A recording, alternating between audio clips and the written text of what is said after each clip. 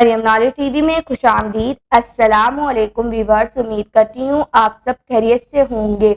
चले वीडियो का आगाज करते हैं। बिस्मिल्लाहिर्रहमानिर्रहीम। सवाल, वक्त विसाल हजरत खतीजा रज़ी अल्लाह ताला अन्हा की उम्र मुबारक कितनी थी? राइट आंसर तकरीबन 65 साल। सवाल, आप सल्लल्लाहु अलैहि वसल्लम की दूसरी अज़वाज मुताहरा का नाम क्या है? राइट आंसर उम्मुल मोमिनीन हजरत सऊदा रज़ी अल्लाह ताला अन्हा है। सवाल, कुरान हकीम में हसनुल कसस किस किस्से को कहा गया है? राइट आंसर किस्सा यूसुफ को कहा गया है।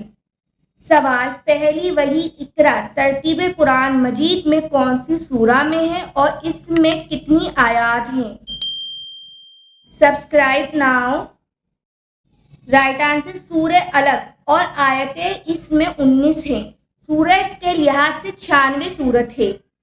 सवाल, उस खातून का नाम बताएं जिन्हें हुजूर सल्लल्लाहु अलैहि वसल्लम फरमाया करते थे कि ये मेरी माँ है।